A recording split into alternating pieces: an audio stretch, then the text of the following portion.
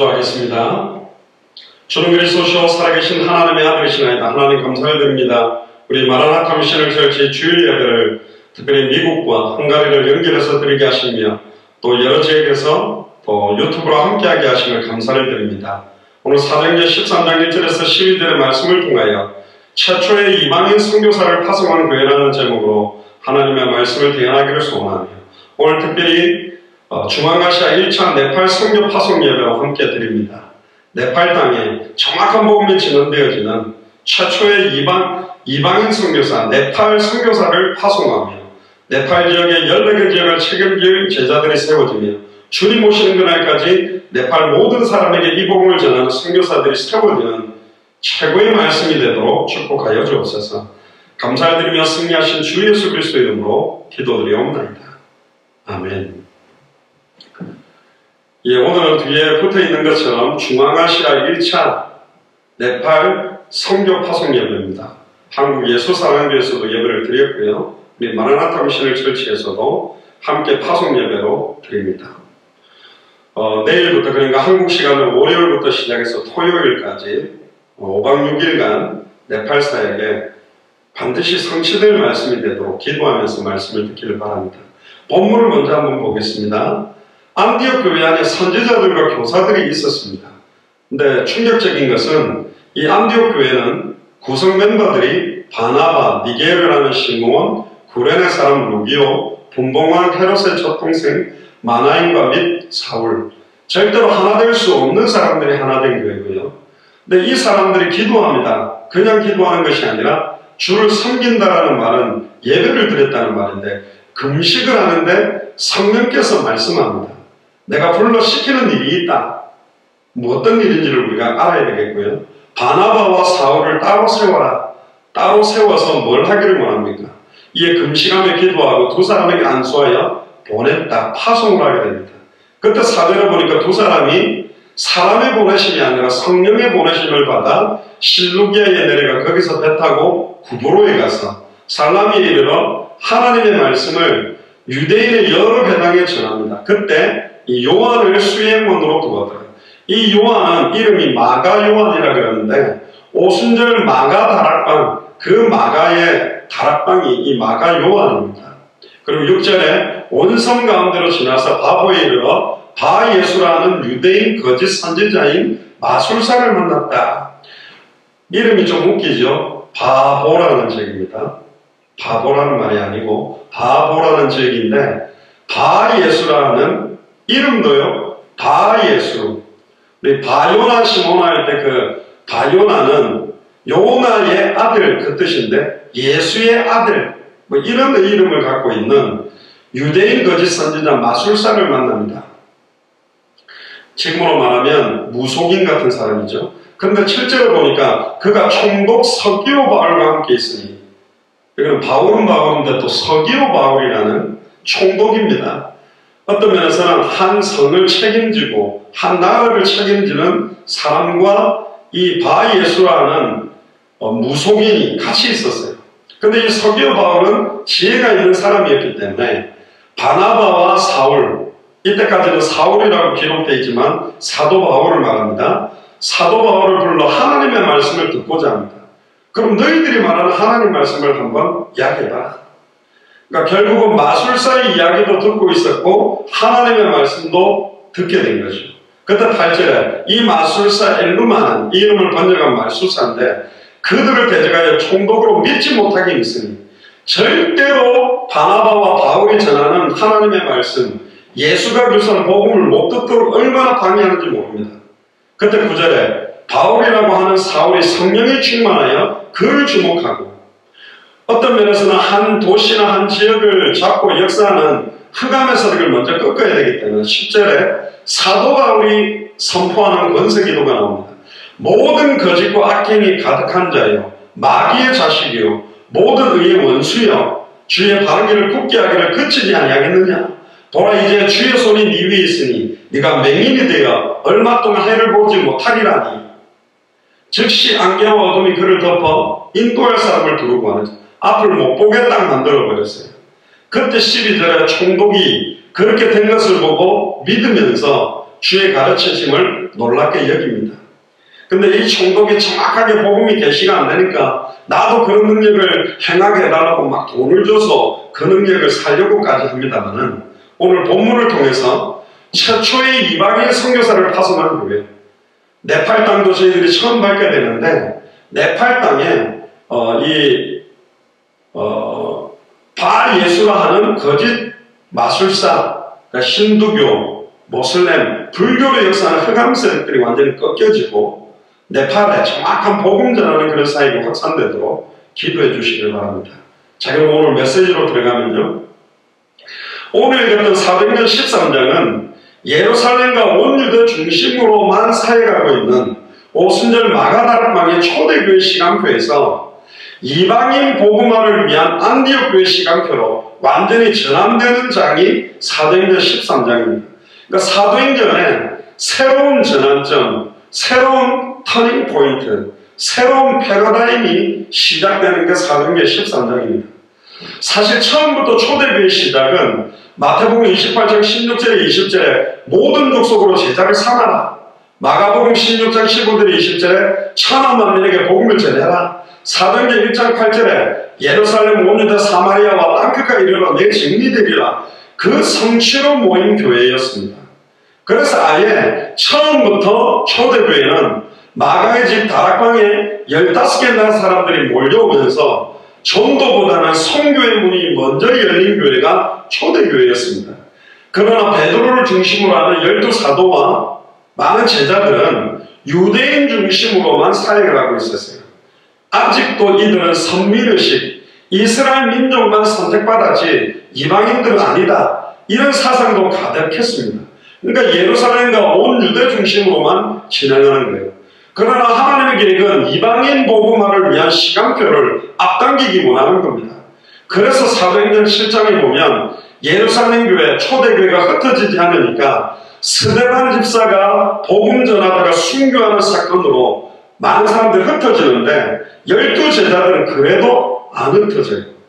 그런데 흩어진 사람들 중에서도 사도행전 11장 19절에서 31절에 보니까 흩어져서도 안디옥까지 와서도 유대인에게만 전하는데, 흩어진 소수 몇 사람이 드디어 헬라인에게도 예수가 그리스도는 성경의 복음을 증언하면서 이방인 선교를 위해, 지금으로 말하면 멀티에트닉 피플, 그러니까 다민족 선교를 위해서 최초로 세워진 교회가 안디옥 교회입니다.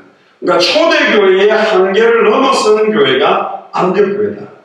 그래서 최초로 이방인 선교를 위해서 순회 선교사팀을 파송하는 시간표가 오늘 읽었던 사도행전 13장이에요. 하나님이 왜 안디옥 교회를 사용할 수밖에 없었냐? 그 이유가 있어요. 예루살렘 교회는 이방인에 대한 관심이 없어요. 내부적인 갈등도 많이 있었어요. 헬라파 유대인, 히브리파 유대인, 네가 잘났냐 내가 잘났냐, 여전히 유대인 중심의 선민의식, 또 할례를 받아야 된다, 율법을 지켜야 된다, 이걸 고집하는 시오니즘 사상이 유대 성향이 가득 남아있어요. 성령 충만 받아도 안 바뀌는 게 뭐냐? 기질체질입니다. 120명 오순절 마가의 집 다락의 모든 사람이 성령 충만 받았는데도 아직도 할례를 의해야 된다, 선민의식, 율법을 그래도 지켜야 된다, 이런 것 때문에 이방인 삶이 있는 시간표가 아직 안 되는 거예요. 그런데 충격적인 건 뭐냐? 그 어마어마한 언약이 성취된 그 초대교회에서 하나는 과감하게 언약의 바톤, 언약의 촛대를 안디옥 교회로 옮겨버립니다. 기회를 줬었어요. 원래 피장 시몬의 집에서 기도하던 베드로에게 환상 가운데 보자기에 부정한 음식들이 딱 쌓여서 내려오는데 이 부정한 짐승들을 먹으라. 유대인들은 깨끗한 음식과 더러운 음식이 있고 깨끗한 동물과 더러운 동물들을 구분했어요. 딱 보자기에 쌓여오는 짐승들이 보니까 부정한 더러운 짐승들이에요. 나는 안 먹습니다. 그 더러운 짐승이 누구를 말하는 거냐면 사실은 이방인들, 다민족들을 말하는 거예요. 여러 나라 사람들을 말하는 거예요. 베드로는 싫대요. 나는 저 더러운 짐승들을 안 먹을게요. 그때 하나님은 사도행전 9장에 핍박자 사울을 다메섹에서 쳐서 바울로 변화시켜서 이방인을 위한 택한 그릇으로 선택하게 됩니다. 그리고는 바나바가 안디옥에 와보니까 많은 다민족들이 일어나고 있으니까 아마 히브리어와 헬라어에 능통했던 이 사도 바울을 안디옥으로 데리고 와서 이 안디옥 교회를 바나바와 바울이 함께 시작하게 됩니다. 담임 목사가 사실은 바나바였고 부목사가 사실은 사도 바울이었다고 봐도 됩니다. 그래서 수리아 안디옥 교회로 언약의 초대가 옮겨져 버리고 초대교회 예루살렘 교회는 AD 70년에 로마 군대에 의해서 예루살렘이 함락될 때까지 전부 지하교로 숨어들어갔지 거의 힘을 쓸 수 없는 상태가 됐어요. 그때부터 이방 선교를 본격적으로 수행한 교회가 안디옥 교회입니다. 교회를 왜 세웠을까요? 왜 우리 마라나타 미션을 철치나 예수 사랑교회를 세웠습니까? 선교의 지상명령, 모든 족속에게 가서 제자를 삼고 천하 만민에게 예수가 그리스도의 복음을 전하고 땅끝까지 이르러 증인되게 하기 위해서 세워지는 게 교회입니다. 근데 지금 한국교회와 세계교회는 내 교회, 내 성도, 내 교단을 위시로 해서 복음 듣지 못하고 있는 현장에 이 복음이 증거되지 못하고 있습니다. 너무나 많은 교회들이 개교의 분리에 집중하고 선교를 잘하는 교회도 있지만 너무나 많은 교회가 형식적인 선교만 하고 있는 게 현실이다. 형식적인 선교가 뭐냐? 많은 교회들이 이렇게 선교하러 가긴 갑니다. 근데 막 유치부들, 율동하는 사람들, 청년들 막 이렇게 가서 자원봉사하고 그 어린아이들하고 놀아주고 예배하고 또 가져오면 사탕이나 선물 주고 목사님들이 한번 예배하고 기도해주고 옵니다. 사진 딱 찍고. 근데 오고 나면 그 나라에 지속적인 역사가 일어나지 못해요. 그래서 저희 예수 사랑교회는 누구를 찾으러 가는 거냐?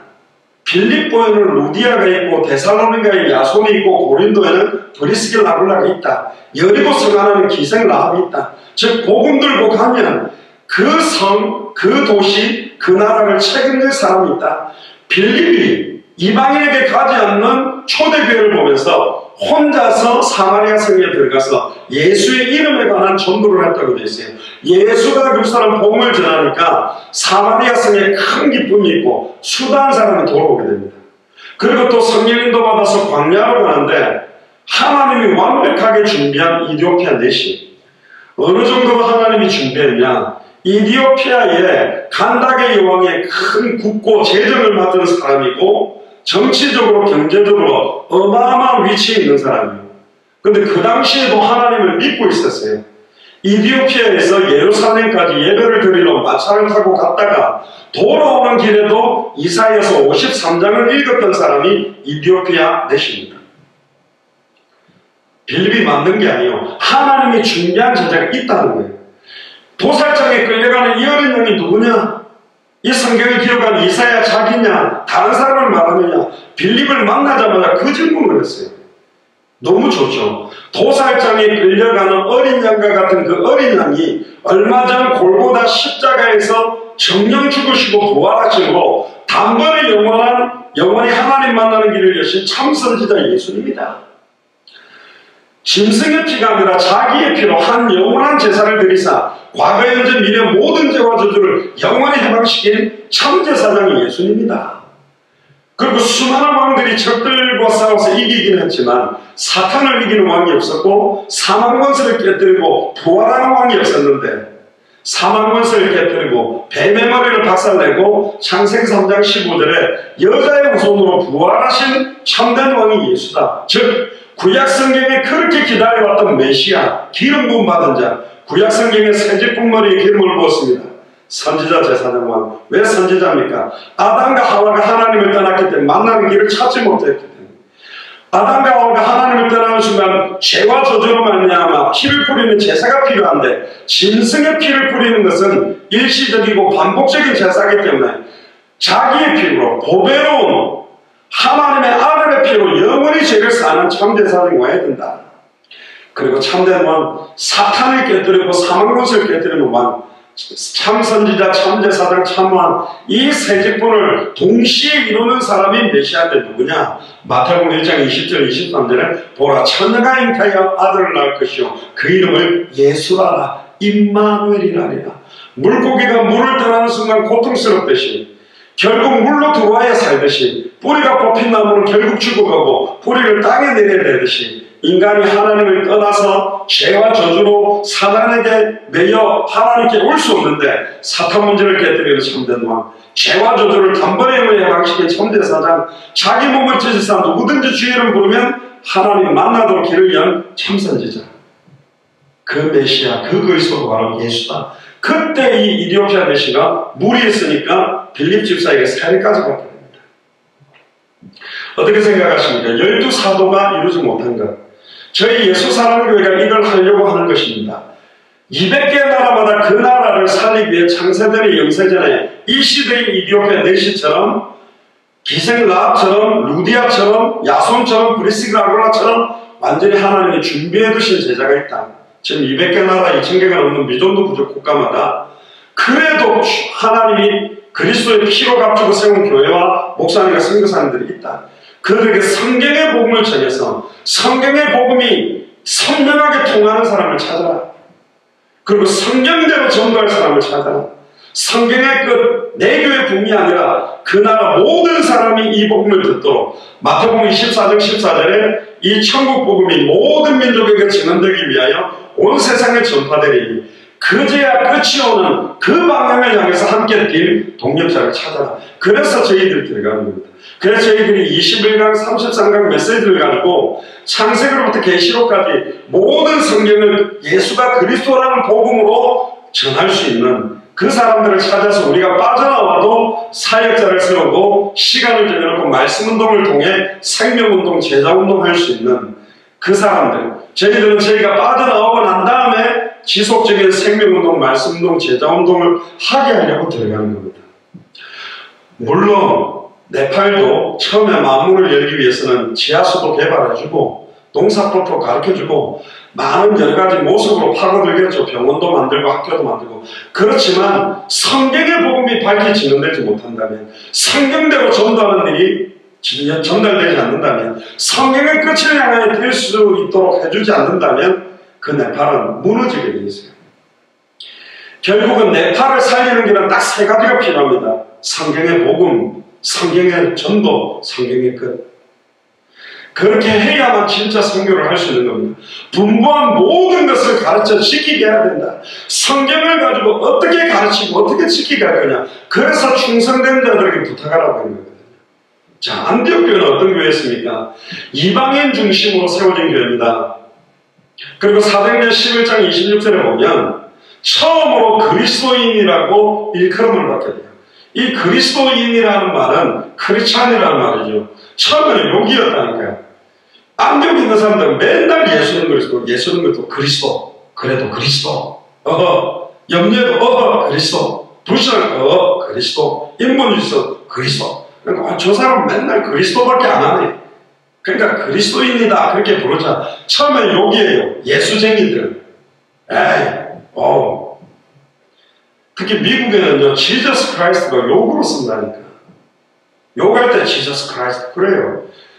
모든 이름에 뛰어난 이름을 갖다가 완전히 짓밟아놨어요, 사단이. 처음에는 욕인 것 같았지만 이 그리스도인이라는 것은 어마어마한 겁니다. 예수를 그리스도로 믿는 자들을 그리스도인이라 하는 거거든요. 날마다 어떤 상황이 연신 문제 앞에서도 예수는 그리스도로 증언했기 때문에 안디옥 교회 사람들을 그리스도인이라고 불렀습니다. 심지어 예루살렘과 유대에 천하의 흉년이 들어서 너무너무 어려워서 그렇게 거대했던 예루살렘 교회, 초대교회가 경제적으로 어려웠어요. 그런데 이 조그마한 안디옥 교회가 자기들이 가지고 있는 이런 헌금들을 모아서 아예 물질적으로도 도왔던 교회가 안디옥 교회라니까. 두 가지 설이 있습니다. 안디옥 교회는 천하가 경제적으로 어려웠지만 경제 축복을 많이 받았기 때문에 보냈다라는 설이 있고, 또 하나는 천하가 너무 경제로 어려운데도 불구하고 안디옥 교회도 어려웠지만 자기가 먹을 거 입을 거 아예 모아서 초대교를 도왔다는 설이 있습니다. 저는 뒤에 것이 맞다고 봅니다. 아무리 어려워도 이들은 모든 것 걸고 생명 걸고 복음과 전도를 위해서 올인한 거입니다. 더 중요한 건 뭐냐? 무엇보다도 최초로 선교사를 파송하는 데 순종했어요. 그냥 선교사가 아닙니다. 유대인을 살리는 게 아니고 한국 사람인데 한국 사람만 살려가는 것이 아니라 완전히 불신자, 다민족, 현지인, 우상 숭배자들을 살리는 선교사를 파송하는 교회가 안디옥 교회다. 우리로 말하면 당대 세계복음화를 위한 참된 교회의 모습을 가지고 있던 교회가 안디옥 교회입니다. 우리 예수 사랑교회도 이런 안디옥 교회 응답받게 되기를, 또 우리 마라나타 미션을 철지도 이 안디옥 교회 응답받게 되기를 주여로 축복합니다. 조금 더 들어가 봅시다. 그러면 안디옥 교회는 어떤 교회냐? 첫 번째입니다. 참된 예배에 생명을 거는 교회였습니다. 1절에 보면 안디옥 교회 핵심 멤버들을 소개하죠. 안디옥 교회는 다양한 계층의 사람들이 모여 있었어요. 출신도 다르고 인종도 달랐어요. 절대로 하나가 될 수 없는 사람들이 하나 되어서 교회를 이루는 교회가 사실은 안디옥 교회입니다. 링컨 대통령이 노예를 해방하고 마틴 루터킹 목사님이 백인과 흑인이 하나 되면 좋겠다고 부르짖은 지도 얼마 되지 않았어요. 그런데 2000년 전에 지금으로 봐보면 백인, 흑인, 황인종 모든 인종이 하나가 돼서 교회를 이룬 교회가 안디옥 교회입니다. 어마어마한 교회. 2000년 전에 다민족 교회였다니까. 뭐로 하나 됐기 때문에 예수가 그리스도는 성경의 복음 안에서는 인종도 필요 없고 어떤 나라냐도 필요 없다. 장로교회냐 침례교회냐 성결교회냐 그것도 필요 없어요. 예수가 그리스도는 복음이 통하면 하나 되는 거예요. 성경의 전도가 통하면 하나 되는 거예요. 성경의 끝을 향해서 뛰는 마라나타 신앙이 있으면 하나가 된다니까. 할렐루야. 이번에 네팔 고명희 선교사님이 카톡으로 저한테 연락을 해오셨어요. 뭐냐, 교회 성도들 5명, 또 학생들 5명한테 침례를 해달래. 저는 장로교회 목사이기 때문에 침례를 해본 적이 없어요. 물을 머리에다가 3번 이렇게 부어서 성부와 성자와 성령의 이름으로 세례를 주노라. 그렇게 하는데, 침례교회는 베프티즘이라 그러죠. 물속에다가 아예 붕흥 잠그거든요. 예수님 시대에도 세례 요한이 예수님을 성경대로 하면 강에다가 붕당 잠기도록, 물에 잠기는 순간 내가 옛사람은 죽고 물에서 올라오는 순간 새로운 피조물로 산다라는 그런 모습으로 올라오는 거거든요. 근데 이 고명희 선교사님이 장로교회 목사님 저보고, 목사님 교회 성도 5명 그리고 학생들 5명에게 침례를 좀 해주세요 그러더라고요. 그래서 일단 알았습니다. 근데 어디서 합니까? 그랬더니 저희들은 실제로 강에 가서 합니다 그러더라고요. 그래서 제가 강에 가가지고 이제는 사람들을 이렇게 뒤로 눕혀서 아예 침례를 갖다가 이번에는 줘야 될 것 같아요.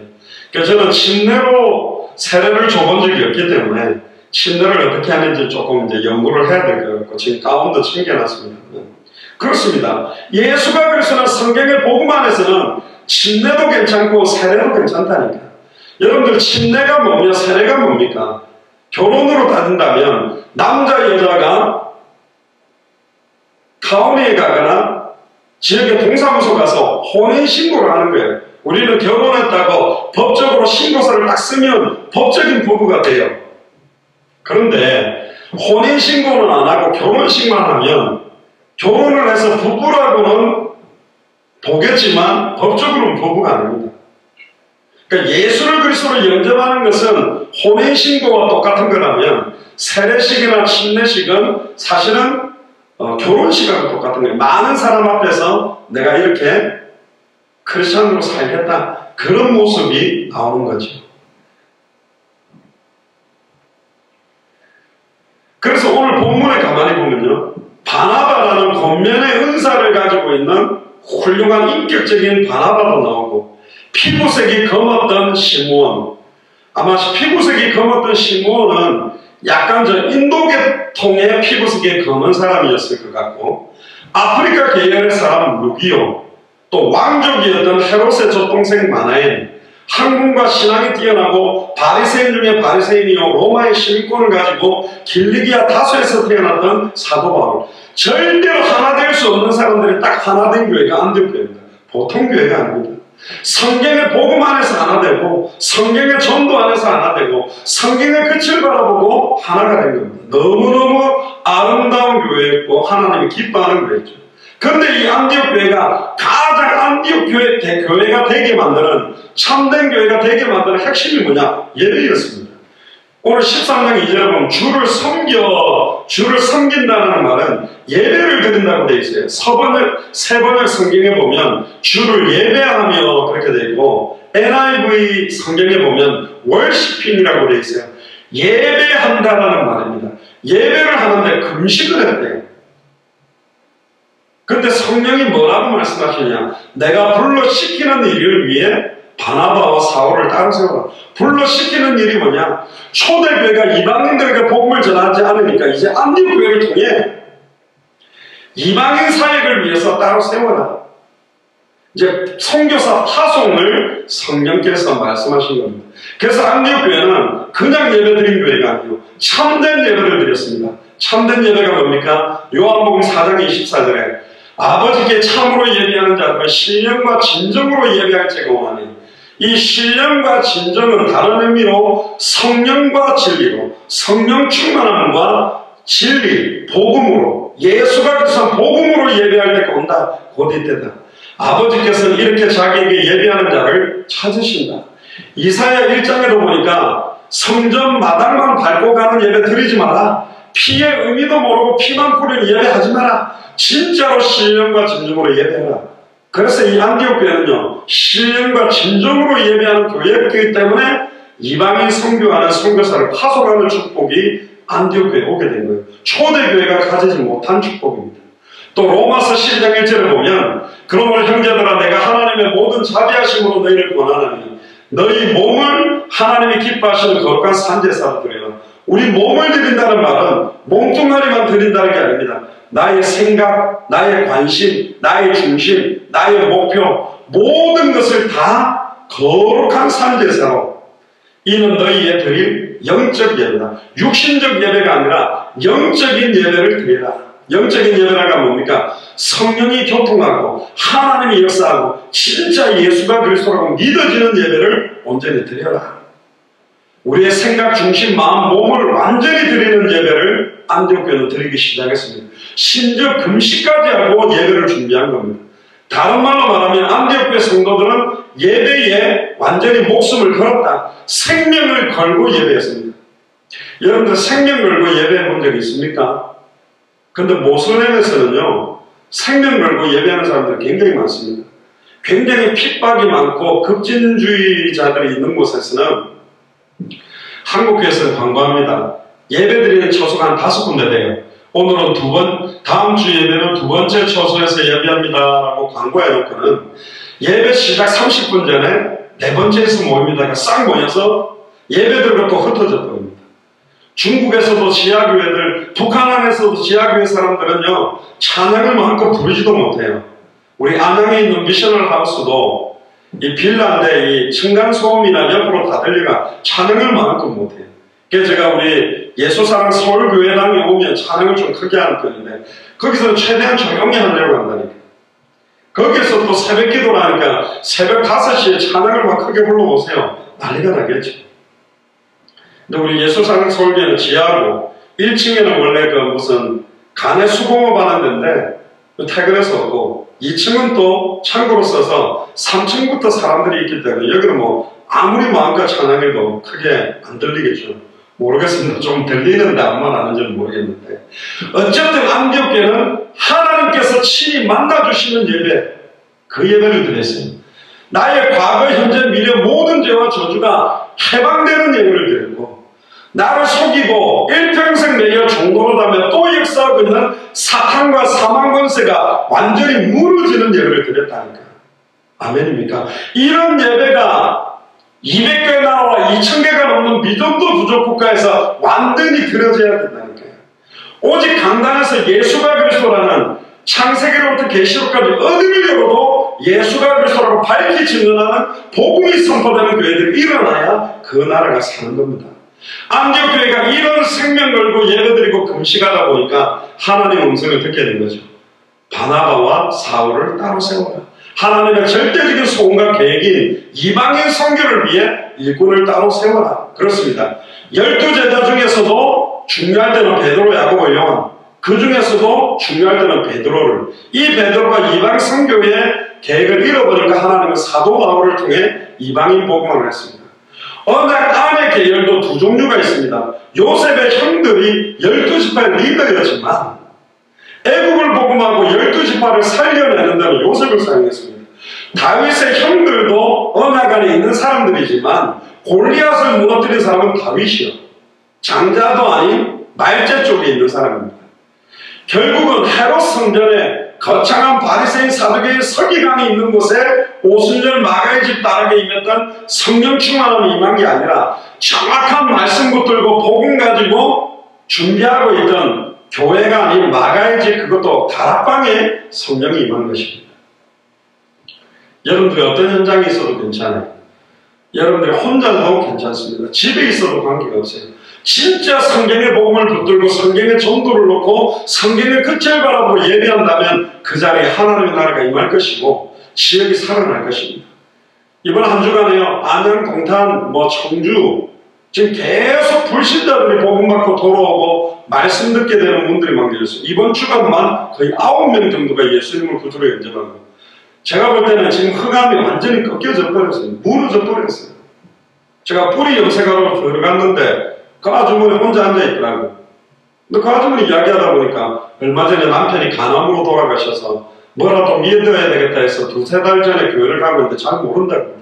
복음 전하니까 너무 잘 받고 유튜브까지 봤다고 그러고 33강 주니까 너무 좋아하고, 지금 많은 분들이 복음 받고 살아나고, 청주에도 최순식 안수집사님 남동생 여동생 신앙생활하다 낙심해서 안 믿고 있는 분들이 복음 받고 이제 2주에 한 번씩 가서 예배드리기도 하고, 동탄에도 신령자 씨가 복음 받고, 또 전에 복음 받았던 송재성 씨는 이제 말씀 동하게 됐고, 유정순 씨도 말씀 듣고, 지금 계속 하나님이 문들을 열어가고 계세요. 왜? 그렇습니다. 불신자 살려야 됩니다. 완전히 각 나라마다 준비되는 제자를 찾아 세우는 이유도 그들을 통해 불신자들에게 복음 전하기 위한 겁니다. 생명운동하기 위해, 말씀운동하기 위해, 제자운동하기 위해.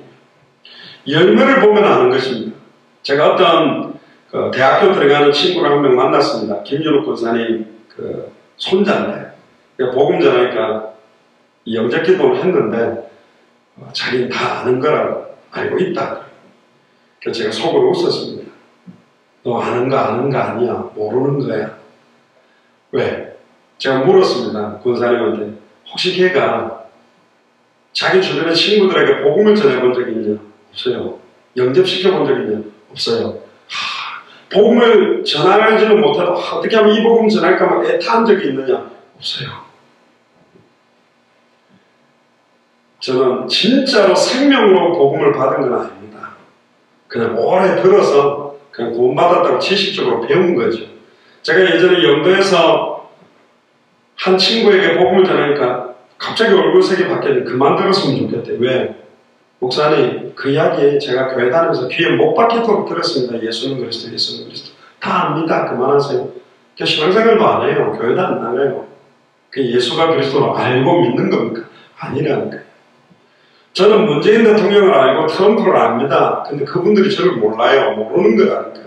아무 인터넷을 뒤져서 문재인 대통령이 어디서 살았고 어떤 학교 몇 해 졸업생이고 아무리 신상 정보를 내가 외고 있어도 그걸 아는 게 아니라니까. 어떻게 알아야 돼요? 장 목사님, 사람이 먼저입니다가 아니라 당대 세공화가 먼저입니다. 예수가 그리스도가 먼저입니다. 그러니까 이번에 네팔 선교 간다고 하시지요. 잘 갔다 오세요. 뭐 이렇게 해야지 아는 거지. 트럼프 대통령이 전화가지고 자기가 기도하겠다고 막 God bless you 이래가지고 막 통화를 해야지. 모르는 거라니까요. 지식으로 아는 거, 그 아는 거 아닙니다. 호세아 4장 6절 7절에 보니까 내 백성이 지식이 없어서 망한다. 어떤 지식입니까? 하나님 만나는 참된 지식, 죄와 저주에서 영원히 해방되는 참된 지식, 사탄의 권세를 깨뜨리고 승리하는 참된 지식. 어떤 사람에게는 이 복음을 받으면 귀신이 따라가고 인생의 전환점이 오는데, 어떤 사람은 아무리 들어도 감흥이 없어요. 너무너무 많이 들은 소리를 왜 또 하느냐? 그렇습니다. 그래서 만세와 완대로부터 감총 비밀이라는 거예요. 최근에 진짜 예수가 그리스도라는 게 너무너무 깊이 이렇게 계시되고 은혜 들어서 너무 기뻐하는 분들을 제 주변에 지금 많이 보고 있습니다. 이 복음 받은 지 얼마 안 된 집사님도, 이수진 집사님 같은 분도 막 그 보험업하면서 만나는 사람에게 막 이 복음을 막 전하고 싶어서 연결해주고 싶어서 그렇습니다. 아예 안양 모임 12시 하는데 거창에서 4시간 반 걸려가지고 새벽에 출발해서 그냥 인터넷으로 메시지 듣고 함께 메시지 듣고 기도하고 싶어서 딸이 막 사고가 나가지고 딸이 탔던 차가 폐차됐는데도 예수는 그리스도입니다. 문제 안 됩니다. 가보니까 하나도 안 잡혔어요. 아무 문제가 안 된다. 예수님이 그리스도입니다. 그렇습니다. 세상이 주는 것과 다른 평안과 기쁨이 넘쳐나게 되어 있는 겁니다. 안디옥 교회는 사람이 말하고 사람의 말을 듣는 교회가 아니라 하나님의 말씀하시고 그 하나님의 말씀을 듣는 교회였어요. 목사를 통해서 은혜 받는 게 아닙니다. 생명 걸고 예배드리고 하나님의 음성을 들었기 때문에 크고 은밀한 하나님의 절대적인 은혜가 안디옥 교회는 넘쳐났고, 그러니까 하나님의 시간표가 날마다 안디옥 교회는 새롭게 성취되었습니다. 예배가 죽으면 믿음이 죽게 돼 있고, 예배가 죽으면 성교도 죽게 돼 있고, 예배가 죽으면 교회도 죽게 돼 있습니다. 조지 휘필드 목사님이 미국에 너무나 많은 교회가 잠들어 있는 현장을 깨우면서 이렇게 말했습니다. 영적 대각성 운동을 하면서 그토록 교회가 죽어왔던 이유는 죽은 사람이 죽은 설교를 했기 때문이다. 살아있는 목사님들이 죽었겠습니까? 보고 들은 것을 말하지 않고는 견딜 수 없는 복음을 말하고 있지 않다. 주석을 가지고 설교를 가지고 모든 걸 막 서론본론 예화를 해서 편집한 설교를 하고 있지, 내게 있는 것으로 내게 주는 내 안에 살아있는 부활하신 그 그리스도, 나를 살린 그 그리스도를 증거하지 못하고 있다. 그래서 교회가 다 죽고 있다. 지금 그 이야기를 하고 있는 겁니다. 두 번째, 안디옥 교회는 어떤 교회입니까? 성령의 음성에 즉각적으로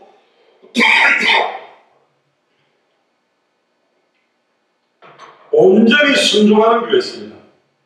바나바와 사울을 따로 세우라니까 따로 세워서 안수해서 파송해버렸어요. 이 말이 뭡니까? 여러분들, 이 말은 보통 말이 아닙니다. 바나바와 바울은 담임 목사와 부목사예요. 담임 목사, 부목사를 선교사로 파송했다니까. 몇 년 동안 2년이 넘도록. 아마 요즘 한국교회에서 이렇게 파송해가지고 갔다 오면 아마 다른 담임 목사가 그 교회 맡고 있을 겁니다.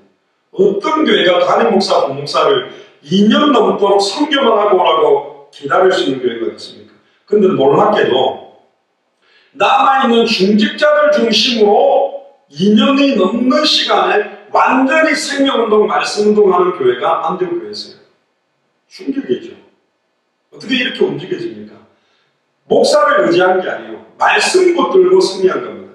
말씀 붙들고 생명 걸고 예배하고 말씀 붙들고 생명 걸고 기도하는 교회였기 때문에 이 일이 가능한 거예요. 대단한 거 아닙니까? 또 바나바와 바울은요, 안디옥 교회 같은 좀 조그마한 교회에 있을 사람들이 아니요. 초대교회 가면 3,000 제자, 남자만 5,000, 10,000명 가까운 사람들한테 대접받고 폼 잡을 수 있지만 바나바와 바울은 이방 선교를 위하여 안디옥 교회로 가서 선교사로 되는 것을 너무너무 기뻐했습니다. 하나님의 최고의 절대적인 계획이 뭔지를 알았고 완전히 감추어진 보아박과 같은 여러 나라에 준비되어 있는 제자를 봤기 때문에 인도받은 겁니다. 마지막 세 번째입니다. 안디옥 교회는 목사 중심의 교회가 아니라 다민족 이방인 중직자 중심으로 움직여지는 교회였습니다. 2년 넘도록 비워놔도 관계가 없어요. 오직 성경의 복음을 붙들고 있기 때문에, 성경대로 전도하는 교회이기 때문에, 성경의 끝을 보고 가고 있는 교회이기 때문에 현실 상황을 다 넘어서 버린 거예요. 더 중요한 건 뭐냐? 모든 현실 상황을 성경의 복음으로 보고 성경의 전도로 보고 성경의 끝으로 봤기 때문에 넘어설 수 있었습니다. 또 안디옥 교회에 있는 중직자들은 그냥 중직자가 아닙니다. 요한복음 20장 31절에 오직 이것을 기록하면 너희로 예수께서 하나님의 아들 그리스도심을 믿게 하려 하며 또 너희로 믿고 그 이름을 힘입어 생명을 얻도록, 성경을 가지고 날마다 예수가 그리스도라고 밝히 증언할 수 있는 성경의 복음의 내용을 가지고 양육하고 맨투맨 전도하고 제자로 뿌리내릴 수 있는 내용을 가진 중직자들이었기 때문에 담임 목사, 부목사가 2년을 비워도 그 교회는 계속 움직여지고 있었습니다. 그래서 사도 바울이 에베소서 4장 11절에 12절에 보면 주께서 혹은 사도로, 혹은 선지자로, 혹은 복음 전하는 자로, 혹은 목사와 교사로 주셨고 성도를 온전케 하며 봉사일을 하게 하며 그리스도의 몸을 세우려고 이 사람들을 세웠다. 그래서 교회마다 역할이 있습니다. 목사님의 역할, 장로님의 역할, 전도사님의 역할, 또 성도들의 역할, 집사님의 역할들. 한 가지 조심해야 될 건 뭐냐면 보통 일반 교회는 이렇게 말합니다. 전도하는 사람들이 따로 있다. 나는 그냥 교회 봉사하고 설거지만 하겠다. 전도사님이나 목사님은 전도하시고 우리는 그냥 교회 일만 하겠다. 틀렸습니다. 군대로 말하면 논산훈련소를 가면 4주 동안 기본 군사훈련을 받습니다. 기본적으로 군인이라면 걷는 것, 총을 쏘는 것, 어떤 체력을 가진 훈련을 끝나고 나면 그 다음에 주특기를 줘요. 지금 말하면 특별한 자기의 어떤 달란트를 주는 겁니다. 나는 통신을 하겠다. 나는 비행기 조종을 하겠다. 나는 육군을 하겠다. 해군을 하겠다. 공군을 하겠다. 각각의 여러 가지 파트를 맡게 되는 거예요. 그러니까 기본적으로는 생명운동, 말씀운동, 제자운동을 할 수 있는 사람이 집사일을 하고 장로일을 하고 권사일을 하는 것이지 집사는 맨날 그 교회 일만 하고 있는 것이 아니에요. 그런 교회가 안디옥 교회였습니다. 그래서 디모데후서 2장 1절에 2절에 보면 네가 그리스도 예수 안에 있는 은혜 속에서 강하고 네가 많은 증인 앞에서 내게 들은 바를 충성된 사람들에게 부탁해라. 저희가 또 다른 사람을 가르칠 수 있다. 충성된 사람이 있어요. 한 번 복음 딱 받았는데 너무 기뻐서 이 복음 들고 막 전하려고 하는 사람이 있다는 거예요. 유경희 집사님이라는 그 거창에 계신 분, 우리 한윤복 집사를 같이 있는 분입니다. 어떤 한 분하고 대화를 했답니다. 그 두 분하고 같이 만나는. 근데 자꾸 쓸데없는 소리 하니까 막 너무 자기는 막 전하고 싶은데 어떻게 하지 못해가지고 나중에 헤어지고 난 다음에 한윤복 집사님 왜 예수가 그리스도하고 복음으로 답을 줘야 되는데 왜 말 안 하고 있었냐고 막 그렇대요. 그렇습니다. 이게 복음을 전한다 안 전한다 데 있어서 진짜 그리스도가 영원히 구원 얻을 유일한 이름이 맞다면 이 복음 듣지 못하고 있는 사람들 지역들을 보면 안타까움이 생기고 애통한 마음이 생기게 돼 있어요. 저는 특별히 네팔도 정말 기도하고 있습니다. 힌두교권이고 90%가 힌두교권입니다. 그리고 거의 6% 7%가 모슬렘, 2%가 불교, 1%가 기독교인데 천주교, 기독교, 여러가지 통일교, 기독교 관련들 다 섞어놓은 게 1%라니까요. 지금 그 나라가 사느냐 죽느냐 달려있는 것입니다. 그래서 다른 걸 전하면 우리는 저주를 받아야 된다니까. 갈라디아서 1장 6절 12절 우리나 하늘에서부터 내려온 천사라도 다른 복음을 전하면 저주를 받을지어다. 힌두교를 믿어도 구원받는다면 우리가 왜 갑니까? 불교를 믿어서 구원받는다면 우리가 왜 갑니까? 모슬림을 믿어서 구원받는다면 우리가 왜 갑니까? 제가 예전에 불신자들한테 이런 이야기를 들었습니다. 제가 선교사를 그러니까 왜 기독교 선교사들은 쓸데없이 모슬림 같은 데 전도한다고 가가지고 잡혀갖고 중리산이 나라보고 꺼내달라 구출해달라 시끄럽게 뉴스에 나오냐? 그러더라고요. 그래서 제가 반문했습니다. 자기 생명이 안 아까운 선교사가 어디 있겠습니까?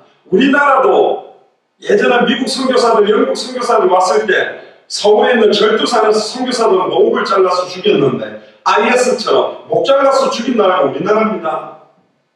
근데 우리나라도 복음이 떨어지고 나니까 앵명상 1천만 명의 크리스찬들이 나왔는데 저 모슬렘들도 복음을 못 들었기 때문에 전하고 있는데 결국은 종교는 하나님을 떠나서 하나님을 찾기 위해 인간이 만들어 놓은 거예요. 근데 하나님 만난 길이 아니라니까. 과거, 현재, 미래 모든 죄와 저주에서 해방받는 길이 아닙니다. 사탄의 것을 꿰뚫고 승리하는 길이 아닌 거예요. 저 나라를 사랑하기 때문에 가는 겁니다. 자기 목숨 안 아까운 사람이 어디 있어요? 분명히 그 선교사들도 자기 아내가 있고 아이들이 있을 건데 자기 생명을 걸고 그 나라 가서 복음을 전한다는 말은 내 생명을 걸고라도 저 나라를 살리고 싶은 거니까.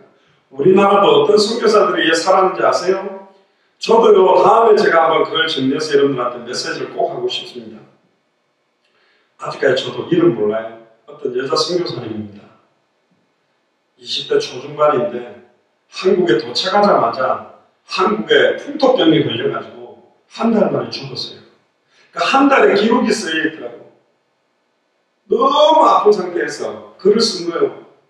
영국에 있는 어머니 이 머나먼 한국을 사랑해서 여기 와보니 영국에 우리 집 앞에 있던 똑같은 그런 꽃이 한국에도 있네요. 이 꽃을 보니까 어머니랑 같이 있던 우리 집이 생각나네요. 근데 저는 이미 병이 걸려서 가지 못하고 여기서 아마 죽을 것 같습니다. 이 사람들이 나를 반겨주지도 않고 나는 그들에게 한 번도 복음을 못 전했지만 저는 이 조선이라는 나라를 사랑하고 이 땅에 내 뼈를 묻게 된 것을 하나님께 영광으로 생각합니다. 그럼 죽었어요. 우리처럼 가서 생명운동도 못했고 복음도 못 전했다니까. 토마스 선교사는 어마어마한 거 한 게 아닙니다. 제너럴 시험으로 불타가지고 잡혀 내려갈까 죽였어요. 잘려서, 목 잘려서. 성경책 하나 던졌는데 토마스 선교사의 목을 잘랐던 그 망나니와 그 아들들이 결국은 나중에 목사와 장로가 돼서 우리 한국교회를 끌어가는 사람 바뀌었다니까. 한마디를 못하고 성경책만 내려놓고 와도, 한마디를 못하고 그 나라에서 기도하고 죽어도 우리 한국은 그 순교의 피가 이어져서 이렇게 일어난 것입니다.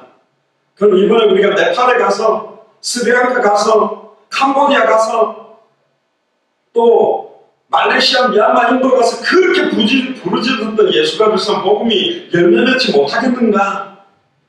아닙니다. 저는 그 절대로 그렇게 생각하지 않습니다. 우리나라에 이름도 모르고 알아주지도 않는, 우리나라는 늘 뭐 토마스, 언더우드, 아펜젤러 그런 사람만 이야기하지, 그 수많은 사람들의 순교의 피가 이 땅에 떨어졌기 때문에 우리나라가 살았다니까. 근데 아무도 그 나라를 위해서 울어주는 사람들이 없다.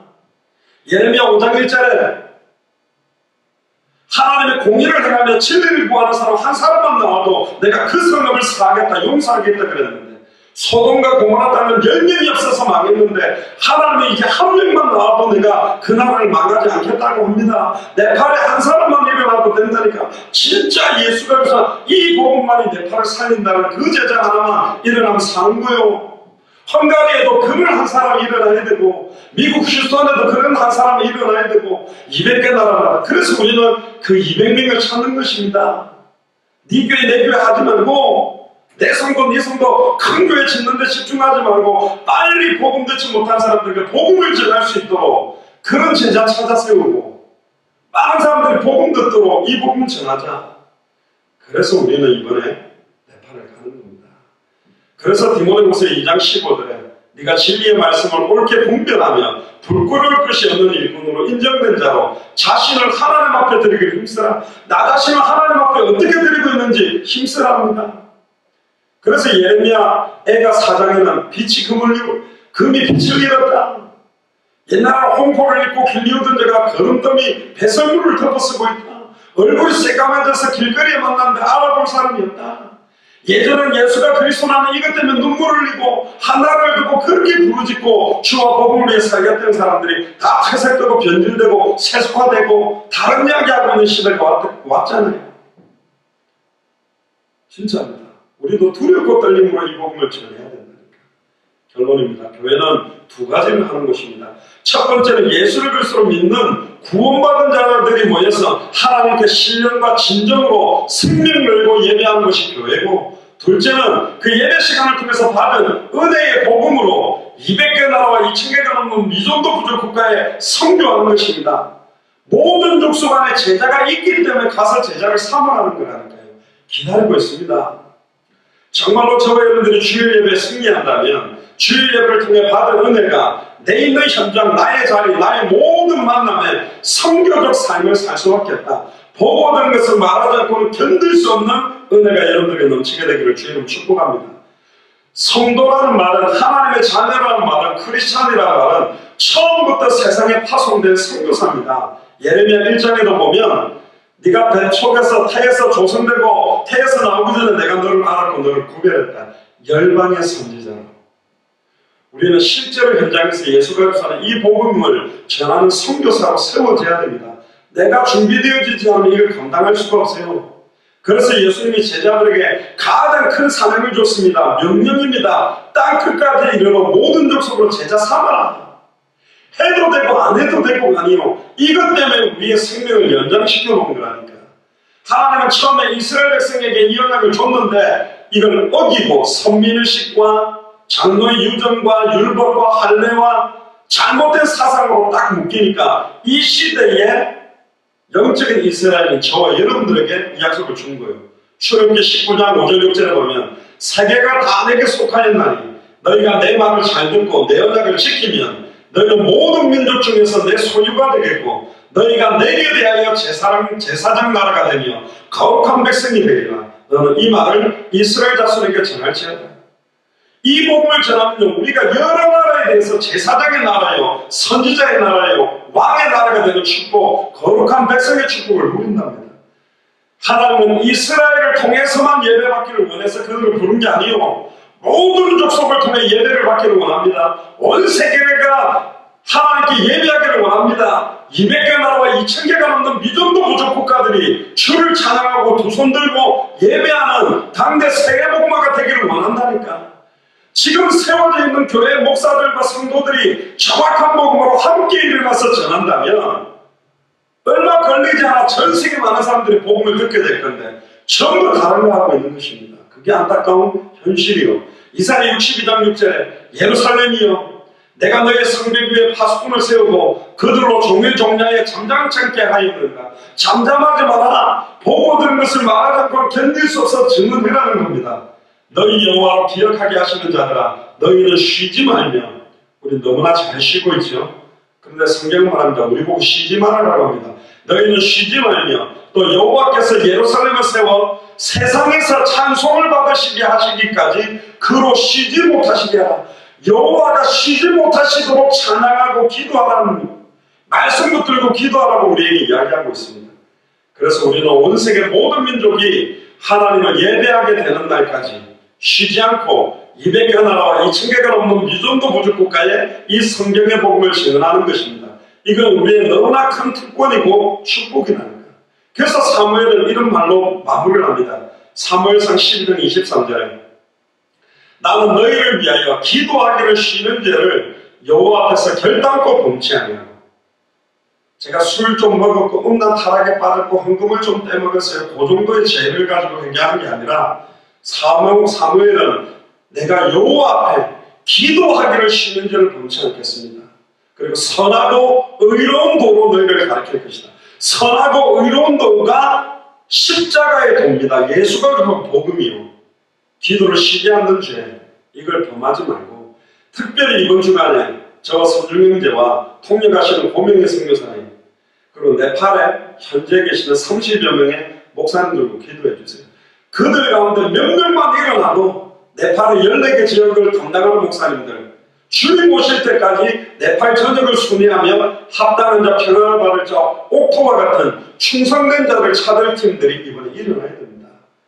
그래서 파송받은 저희 팀과 파송하는 예수사랑교회 마라나타 미션 철치도 함께 기도해 주시고 중앙아시아 1차 네팔 사역을 통해 주님 오시는 그날까지 저희들이 빠져나와도 지속적인 생명운동, 말씀운동, 제자운동이 확산되도록 기도해 주시고 그 기도의 응답이 이번 네팔 사역이 성취될 줄로 믿습니다. 기도하겠습니다. 주로 그리스도시오 살아계신 하나님의 아들이시나이다. 하나님 감사를 드립니다. 오늘 특별히 최초의 이방인 선교사를 파송하는 교회라는 제목으로 귀중한 말씀을 저희들에게 주셔서 감사합니다. 미국 50개 주와 캐나다 13개 주, 중남미 37개 나라고 특별히 유럽의 헝가리의 부다페스트를 중심으로 유럽 전역과 전 세계에 이 복음이 증거되어지며 함께 이 복음 때문에 살아도 주를 위해 살고 죽어도 주를 위해 죽을 수 있는 그리스도의 제자들을 찾아 세울 수 있도록 마음껏 축복하시며 이번에 특별히 통역하실 고명의 선교사님에게 시대적인 성령의 충만함을 대접해 주시며 모여지는 30여 명의 네팔 현지 목사님들 가운데 성경의 복음이 계시되며 성경의 전도의 생명을 걸며 성경의 끝을 향하여 함께 동력할 수 있는 그리스도의 제자들을 찾아 세우도록 마음껏 축복하여 주옵소서. 감사드리며 승리하신 주 예수 그리스도의 이름으로 기도드리옵나이다.